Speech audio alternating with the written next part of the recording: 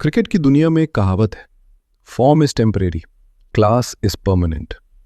लेकिन जब क्लास और किस्मत एक साथ मिल जाए तो मैदान पर इतिहास नहीं, महागाथा लिखी जाती है। तारीख 13 नवंबर 2014। मैदान कोलकाता का ऐतिहासिक ईडन गार्डन्स। हवा में नवंबर की हल्की सी ठंडक थी, लेकिन मैदान के भीतर का तापमान बढ़ा हुआ था। भारत और श्रीलंका के बीच चौथा वनडे मैच। सीरीज भारत पहले ही जीत चुका था, लेकिन इस मैच पर पूरी दुनिया की नजरें टिकी थीं। वजह, 2.5 महीने बाद मैदान पर वापसी कर रहा एक खिलाड़ी, रोहित गुरुनाथ शर्मा। अगस्त के महीने में इंग्लैंड के खिलाफ उनकी उंगली टूट गई थी, कंधा जवाब दे गया था। 2.5 महीने तक इस खिलाड़ी ने मैदान से दूर रहकर सिर्फ दर्द और आलोचनाएं झेली थी। लोग कह रहे थे कि रोहित का दौर खत्म हो चुका है, उनकी जगह अब टीम में नहीं बनती। दोपहर के ठीक 1:30 बजे रोहित शर्मा ने अपने साथी अजिंक्य रहाणे के साथ मैदान पर कदम रखा। ईडन गार्डन्स दर्शकों से खचाखच भरा था।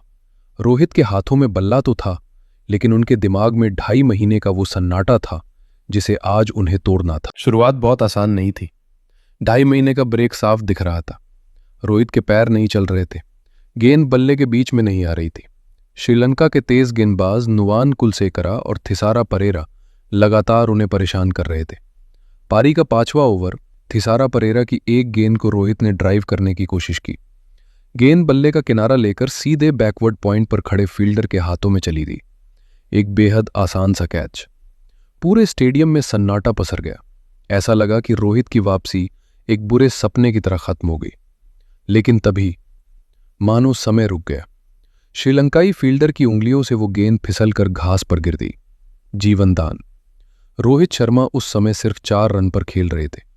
श्रीलंका को लगा कि उन्होंने सिर्फ एक कैच छोड़ा है, लेकिन उन्हें नहीं पता था कि उन्होंने इतिहास के सबसे खतरनाक शिकारी के गले से फंदा हटा दिया था। ये एक जीवनदान नहीं था, श्रीलंका की तबाही का निमंत्रण था। रोहित ने आसमान की तरफ देखा, गहरी सांस ली और खुद से कहा, अब मैच मेरा। इस जीवनदान के बाद भी रोहित ने हड़बड़ी नहीं दिखाई। एक छोर पर विकेट गिर रहे थे, रहाणे आउट हुए, रायुडू भी चलते बने। कप्तान विराट कोहली क्रीज पर आए। विराट ने रोहित के कंधे पर हाथ रखा और कहा, क्रीज पर टिके रहो, रन अपने आप आएंगे। 30वें ओवर तक रोहित बहुत शांत रहे। उन्होंने 72 गेंदों में अपना अर्धशतक पूरा किया। ये एक कछुए की रफ्तार जैसी पारी थी। श्रीलंका के गेंदबाज खुश थे कि उन्होंने हिटमैन को बांध कर रखा है, लेकिन वे गलत थे। रोहित रन नहीं बना रहे थे, वे पिच को अपनी उंगलियों पर नचाने की तैयारी कर रहे थे। जैसे ही 50 का आंकड़ा पार हुआ, रोहित ने अपना पहला गियर बदला। अब तक जो रोहित डिफेंस कर रहे थे, उन्होंने अचानक अजंता मेंडिस की गेंद पर कदमों का इस्तेमाल करते हुए एक गगनचुंबी छक्का जड़ दिया। ईडन गार्डन्स गूंज उठा और देखते ही देखते अगली 28 गेंदों में उन्होंने अपना शतक पूरा कर लिया। लेकिन ये तो सिर्फ शुरुआत थी, असली सुनामी आनी बाकी थी। 100 रन बनाने के बाद दुनिया के बाकी बल्लेबाज थक जाते हैं या संभल कर खेलते हैं, लेकिन रोहित शर्मा, शतक के बाद उनका बल्ला तलवार बन जाता है और सामने खड़े गेंदबाज बेबस शिकार। अब मैदान पर क्रिकेट नहीं हो रहा था, मैदान पर रोहित शर्मा का एकाधिकार चल रहा था। 100 से 150 रन तक पहुंचने में रोहित ने सिर्फ 25 गेंदें ली। श्रीलंका के कप्तान एंजेलो मैथ्यूज ने 7 गेंदबाज बदले, फील्डिंग की सीमाएं बदल दी, लेकिन रोहित के शॉट्स के आगे सब फेल था।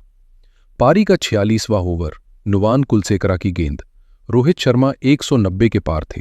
उन्होंने एक कड़क चौका मारा और फिर 2 रन लेकर इतिहास में अपना दूसरा दोहरा शतक, 200 रन ठोक दिया। पूरा भारतीय ड्रेसिंग रूम खड़ा होकर तालियां बजा रहा था। विराट कोहली खुशी से झूम रहे थे। वनडे क्रिकेट में एक दोहरा शतक लगाना चमत्कार होता है। यह इंसान दुनिया के सामने दूसरी बार यह अजूबा कर रहा था। लेकिन रोहित के चेहरे पर कोई थकान नहीं थी। उनकी आंखें अब वीरेंद्र सहवाग के 219 रन के रिकॉर्ड को ढूंढ रही थीं। आखिरी के 4 ओवर। श्रीलंका के गेंदबाज अब गेंदबाजी नहीं कर रहे थे, वे सिर्फ रोहित से बचने की दुआ मांग रहे थे। रोहित ने मैदान के हर कोने को निशाना बनाया। उनका वो सिग्नेचर पुल शॉट जब भी बल्ले से टकराता, गेंद सीधा दर्शकों के बीच जाकर गिरती। सहवाग का 219 रन का रिकॉर्ड पीछे छूटा।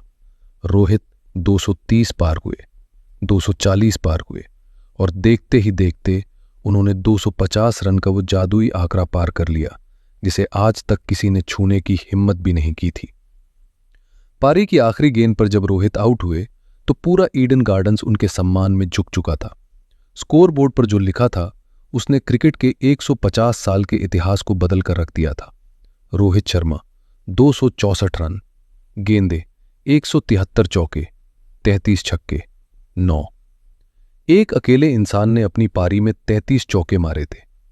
पूरी श्रीलंकाई टीम मिलकर भी 50 ओवरों में सिर्फ 251 रन बना सकी, यानी श्रीलंका की पूरी टीम रोहित शर्मा के अकेले के स्कोर से भी 13 रन पीछे रह गई। दोस्तों, ये कहानी सिर्फ एक मैच की नहीं है, ये कहानी है उस हौसले की जो आपको सिखाती है कि जब आपके समय पर सवाल उठाए जाए, जब लोग आपकी काबिलियत पर शक करने लगे, तो पलट कर बहस मत करो।